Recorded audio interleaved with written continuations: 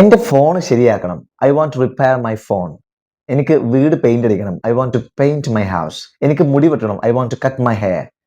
എന്ന രീതിയിലാണ് നിങ്ങൾ ഇംഗ്ലീഷ് പറയുന്നതെങ്കിൽ അത് തെറ്റാണ്.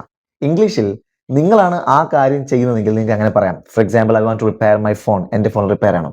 എന്നാൽ മറ്റൊരാൾ നിങ്ങൾക്ക് വേണ്ടി ചെയ്തു തരികയാണെങ്കിൽ you can use this structure. ഈ സ്ട്രക്ചർ ഉപയോഗിക്കാൻ പറ്റില്ല.